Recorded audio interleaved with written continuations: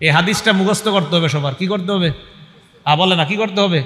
আরে হ্যাঁ, নবীজি মুখস্থ করাইছে সাহাবাদেরকে, তো আমি তো আপনাদেরকে মুখস্থ করাইতে হবে না, তো হবে না। এই হাদিস সাহাবাদেরকে নবীজি মুখস্থ করাইছে, তা আপনাদেরকে মুখস্থ না করাইলে তো হবে না। কি তৈরি আছেন তো? বাকি আশার বাণী হলো আপনাদের আরবিটা মুখস্থ করতে হবে না, বাংলাটা করলেই চলবে। ঠিক আছে তো?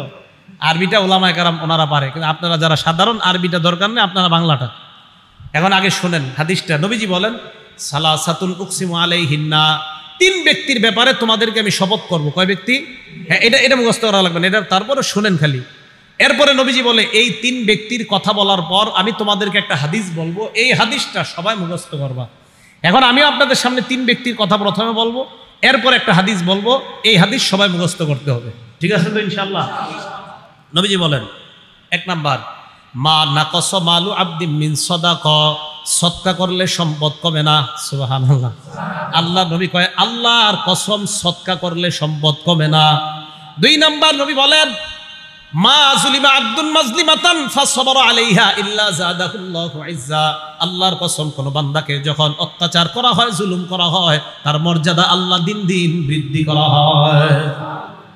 এই হাদিসটা পড়ার পর আমাদের অনেক মুহতারামদেরকে নিয়ে আমি স্বপ্ন দেখতেছি, আমাদের অনেক শ্রদ্ধেয় ব্যক্তিত্বদেরকে নিয়ে স্বপ্ন দেখি, আর ডেলি আল্লাহর কাছে বলি, আল্লাহ আপনার নবী কসম খায় বলছে যারে যত বেশি জুলুম করা হবে তার মর্যাদা আপনি তত বাড়ান। আল্লাহরে বলি কিছু কথা তখন দিল থেকে, কি বলি কোনো একদিন বলবো, কি বলি। তো 2 নাম্বার, যাকে জুলুম করা হয় সে যদি ধৈর্য ধারণ করে তার মর্যাদা আল্লাহ বাড়ায় দেয়। অপেক্ষা থাকেন, একটু ধৈর্য ধরেন সবাই ইনশাআল্লাহ। 3 নাম্বার, ওয়ালা ফাতাহা আব্দুন বাবা মাসআলা, কোন ব্যক্তি যদি ভিক্ষার হাত বাড়ায়। কিসের হাত? ভিক্ষার। মানে ওর মনে করেন 400 মণ 300 মণ ধান পায়, এরকম ভিক্ষুক আমি চিনি, যে ব্যক্তি 100 মণ 200 মণ ধান হয় তার, কিন্তু আপনার ওই একটা অভ্যাস হয়ে গেছে যে ভিক্ষা করবে।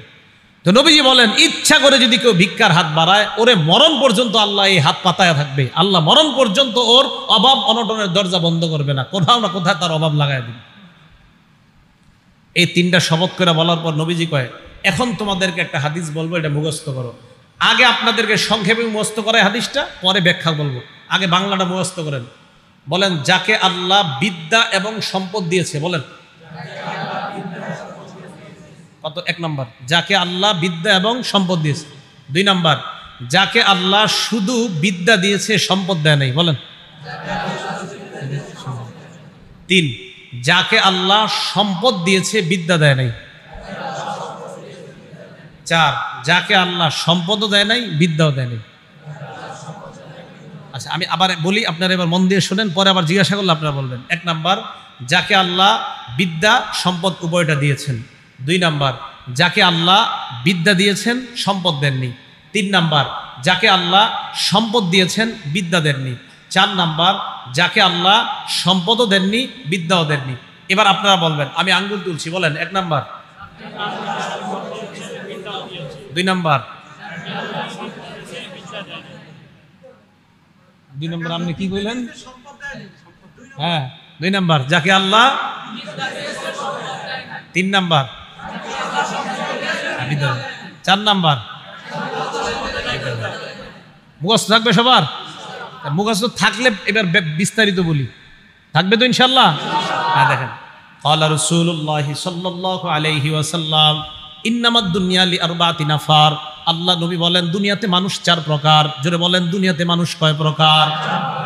1 নাম্বার, আব্দিন রাযাকাহুল্লাহু ইলমান ওয়া মালা, 1 নাম্বার যাকে আল্লাহ সম্পদ দিয়েছেন, বিদ্যা দিয়েছেন।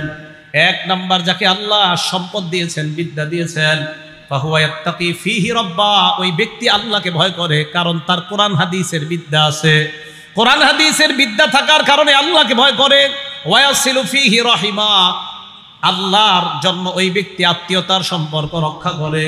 ওয়া ইয়ালামু আন্না লিল্লাহি ফীহি হাক্কা, টাকা আছে আর কোরআন হাদিসের বিদ্যা থাকার কারণে ওই ব্যক্তি বুঝে আমার এই সম্পদের মাঝে আল্লাহর হক আছে। তাহলে 1 নাম্বার, যাকে আল্লাহ বিদ্যা দিয়েছেন, সম্পদ দিয়েছেন, কোন আলেমকে যদি আল্লাহ বিদ্যা দেয় এবং সম্পদ দেয়, ওই আলেম তার বিদ্যার মাধ্যমে তার সম্পদ কোথায় খরচ করতে হবে এটা তার জানা আছে। আল্লাহ নবী বলেন ফাহুয়া বিআফজালিল মানাজিল, এই ব্যক্তি সবচাইতে শ্রেষ্ঠ মর্যাদাবান ব্যক্তি হয়ে যায়। সম্পদ আছে, টাকা আছে, কিন্তু সঠিকভাবে খরচ করে, এই ব্যক্তি শ্রেষ্ঠ ব্যক্তি। দুই, ওয়া আবদিন রাযাকাহুল্লাহু ইলমান ওয়া লাম ইয়ারযুকহু মালা, দুই নাম্বার যাকে আল্লাহ বিদ্যা দিছে সম্পদ দেয় নাই। এমন অনেক আলেম আছে, আলেমদের মধ্যে 90% মাশাআল্লাহ আলেম, খুব ভালো আলেম, এলেম আছে, কিন্তু টাকা নাই, আছে না? মসজিদের ইমাম সাহেবদের এইদিকে বেতন কেমন দেন তা তো জানি না আমি। চিন্তা করে এই জায়গায় বেতন যত কম দেওয়া যায়, হ্যাঁ, এই চিন্তা চেতনা। ওলামায়ে কেরামকে মর্যাদা দিছে আল্লাহ, আপনারা দেন না কেন? এটা আমি মাঝে মাঝে চিন্তা করি। ওলামায়ে কেরামকে মর্যাদা দিছে কে? আরো জোরে কোন, কে দিছে? আল্লাহ দিছে। এই জায়গায় আমরা যারা আছি ইনশাআল্লাহ আমরা ইমানদার না? আর ইমানদার কিনা? আল্লাহ সূরা মুজাদালায় বলে ওয়ারফাইল্লাহুল্লাযীনা আমানু মিনকুম, এই জায়গায় আপনারা যারা ইমানদার আপনাদের মর্যাদা আল্লাহ বাড়ায়। ইমানদারদের মর্যাদা কে বাড়ায়? আবার ইমানদারদের মর্যাদা কে বাড়ায়? এটা কারণ আছে, একটু বলতেছি। বলেন, এই জায়গায় যারা আমরা ইমানদার আমাদের মর্যাদা বাড়ায় কে? আবার এই জায়গায় যারা ইমানদার আমাদের মর্যাদা বাড়ায় কে? আচ্ছা, এই ইমানদারদের মাঝে আলেম আসেনি? এবার আল্লাহ কয় ওয়াল্লাযীনা উতুল ইলমা দারাজাত, তোমাদের ইমানদারদের মধ্যে যারা আলেম তাদের মর্যাদা আরো অনেক উঁচু স্তরে আল্লাহ বাড়ায় দেয়। তো আলেমদের মর্যাদা আল্লাহ দিছে, আপনারা দেন না কেন? ইমাম সাহেবের বেতন বাড়াইতে প্রত্যেক মাসে কি যে এক ঝামেলা। হ্যাঁ, তাহলে ইমাম সাহেবের বেতন বাড়াইতে গেলে একটা পুরা মিটিং বসে, সপ্তাহব্যাপী মিটিং হয় না, 500 1000 কি কয়, আর 500 বাড়াও, 1000 এটা ঠিক না, 500 বাড়াও, 500ই তো হয়, 1000 কেমনে বাড়ায়? এটা নিয়ে মিটিং চলতে থাকে, পুরো 1 মাস চলে যায়, কি এক ঝামেলা। ওলামায়ে কেরাম, যার আখেরাত, আপনার যার আখেরাত ইমাম সাহেবের উপরে নির্ভর করে, আপনার আখেরাত শুদ্ধ না অশুদ্ধ, ওনার নামাজ ঠিক তো আপনার নামাজ ঠিক, ইমাম সাহেব সামনে দাঁড়ায়, আপনার আখেরাতের পুরা দায়িত্বটা নিয়ে ইমাম সাহেব সামনে দাঁড়ায়। কিভাবে এরকম কিপটামি আর কৃপণতা করেন যে ওনার বেতন বাড়াইতে গেলে 7 দিন আর 15 দিন মিটিং করেন? আপনার তো লজ্জা থাকা দরকার। যার আখেরাত নির্ভর করছে যে ইমামের উপর, ওনার ব্যাপারে মিটিং করতে হবে কেন? আমি খুব লজ্জা পাই এই বিষয়গুলো। যেই ইমাম সাহেবের, ওনার কারণে আপনার আখেরাত, উনি সামনে দাঁড়ায়, আপনার আখেরাতের পুরো দায়িত্বটা নিয়ে সামনে দাঁড়াচ্ছে একজন ইমাম। হ্যাঁ, আপনি জানেন আমি সামনে সাধারণত ভয়ে দাঁড়াইতে চাই না, সামনে যে দাঁড়াই না কেন, পিছনে হাজার হাজার মানুষের দায়িত্ব এটা। কিন্তু আমি মাঝে মাঝে ইমামদেরকে নিয়ে চিন্তা করি, একজন ইমাম কতগুলো মানুষের আখেরাতের দায়িত্ব নিয়ে সামনে দাঁড়ায়, ওনার ক্ষেত্রে মুসল্লিদের মধ্যে আমরা কি পরিমাণ চিন্তা চেতনা, আর যে কত টেনশন ইমাম রে নিয়া, নাউজুবিল্লাহি মিন যালিক। বলেন, ইমামদেরকে সম্মান করবো তো ইনশাআল্লাহ? সম্মান করে, সম্মান কেন সম্মান করবেন জানেন? ইমাম যেই জায়গায় দাঁড়ায় ওই জায়গায় দাঁড়ায় নবীজি ইমামতি করতেন। হ্যাঁ বলেন, ইমাম যেই জায়গায় দাঁড়ায় সেখানে দাঁড়ায় ইমামতি কে করতেন? আবার বলেন, যেই জায়গায় ইমাম সাহেব দাঁড়ায় ওখানে দাঁড়ায় ইমামতি কে করতেন? ঠিক আছে, সম্মান আরো কমানো না। যদি বুঝলেন তো ভালো কথা, না বুঝলে আর বুঝানো যাবে না। নবীজি যেখানে দাঁড়িয়ে নামাজ পড়াইতেন সেখানে ইমাম দাঁড়ায় নামাজ পড়ায়। আবার বলছি, নবীজি যেখানে দাঁড়িয়ে নামাজ পড়াইতেন এখানে ইমাম দাঁড়িয়ে নামাজ পড়ায়।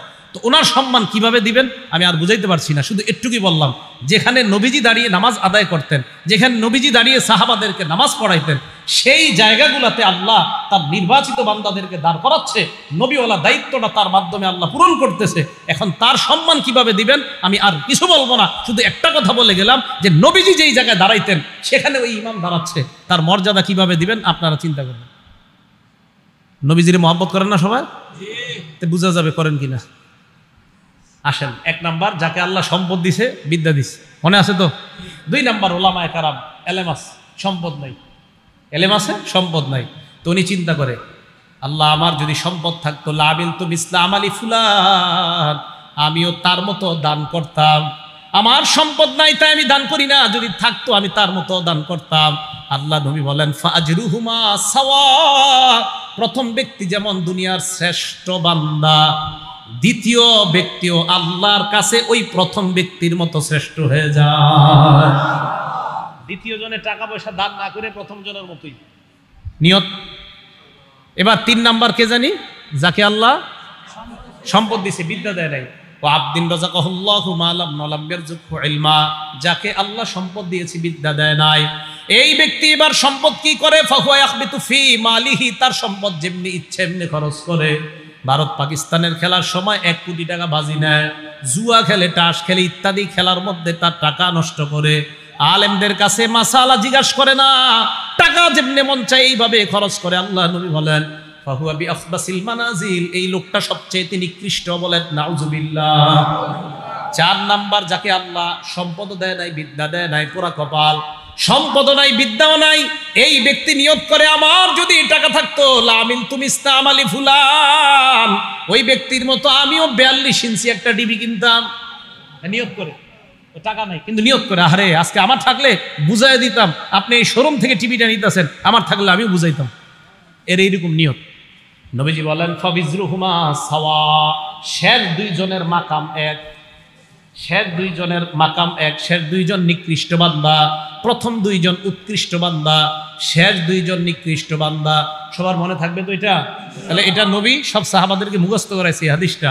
1 নাম্বার, যাকে বিদ্যা, এলেম, বিদ্যা আর সম্পদ দিছে। 2 নাম্বার, যাকে আল্লাহ এলেম দিছে, সম্পদ দেয় নাই। 3 নাম্বার, যাকে আল্লাহ সম্পদ দিছে, এলেম দেয় নাই। 4 নাম্বার, যাকে এলেমও দেয় নাই, সম্পদও দেয় নাই। প্রথম 2 জন শ্রেষ্ঠ, শেষের 2 জন নিকৃষ্ট। আল্লাহ শেষ 2 জন থেকে হেফাজত করেন, প্রথম 2 জনের অন্তর্ভুক্ত হওয়ার তৌফিক দান।